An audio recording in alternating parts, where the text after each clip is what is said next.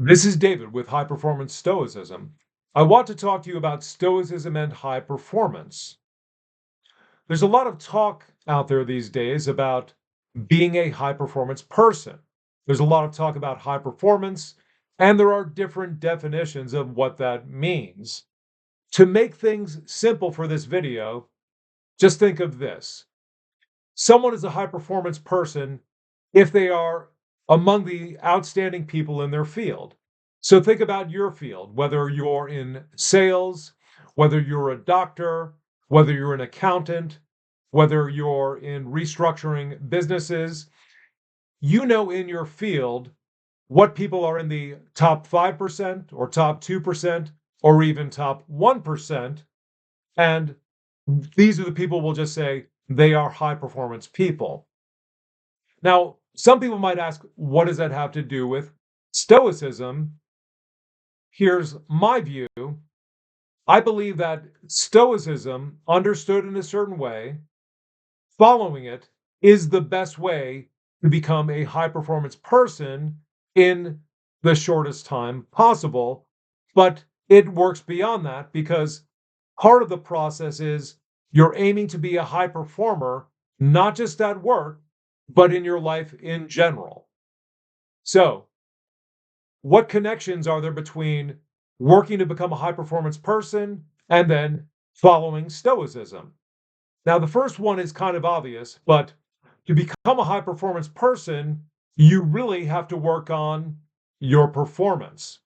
So, if you're in sales, what you want to do is you want to work on becoming better and better at sales so you can see some improvement every week. And then over months and then years, you're going to see that you're outdoing most people. That's becoming a high performance person. And so, one thing that high performance stoicism and high performance and stoicism have in common is what you want to do most of the day is train yourself to perform better. That's going to include changing the way you think about things and changing the way you perform, changing the way you act. And one part of it that's really crucial is you want your goal to be more on becoming a better performer to some extent more than you put your energy into what the outcomes are. In other words, I want you, let's go with the example of someone who's in sales. I want you to be happier if you perform very well and you don't make the sale than if you do make the sale and you don't really perform well at all. So you put less stress on outcomes and more on performance. That connects with the way Stoicism says we should handle life as a whole. Now, here's the second thing that becoming a high performer and practicing Stoicism have in common. To become a high performer, you do have to focus on what is in your power, what is in your control.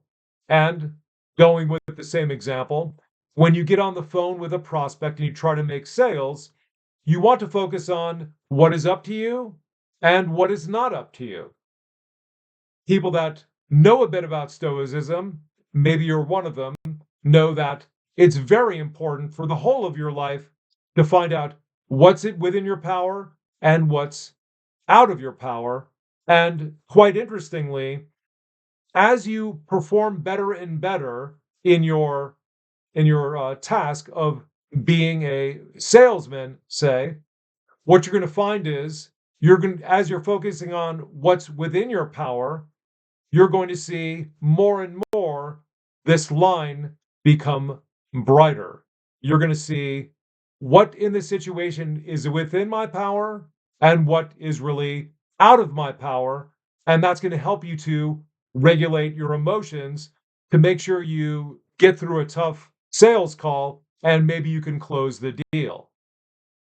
Now, the last thing that these two things have in common, Stoicism and high performance, people say that in order to be a high performance person, you have to learn to be comfortable being uncomfortable. Well, what does that have to do with Stoicism?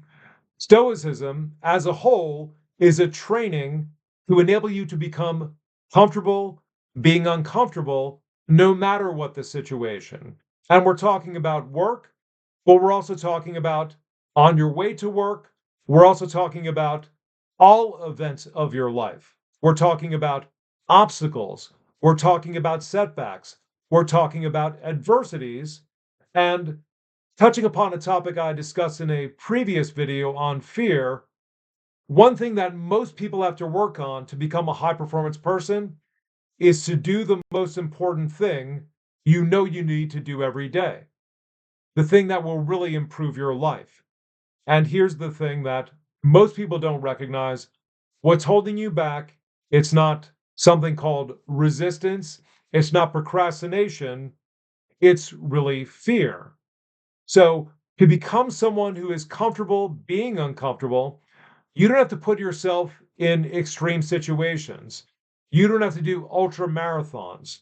You don't have to get into situations that involve a physical confrontation to learn to be comfortable being uncomfortable. If you're one of the people that I'm talking about, you have to work on doing what you yourself would say is the most important thing you need to do. So, those are just some of the points on which Stoicism and becoming a high performance person, some of the places where they meet perfectly. And so, but there's a lot more to it. But I just wanted to open the discussion so that you think about it. You think about, do I really want to improve in terms of my performance, in terms of focusing on what's in my power, and in terms of I'm getting into all kinds of situations now where I'm learning to be comfortable being uncomfortable. And as I said earlier, practicing Stoicism is the best way to learn all of these things and many more. So that's it for this video. Please like, subscribe, give me a comment, and I'll see you in the next video.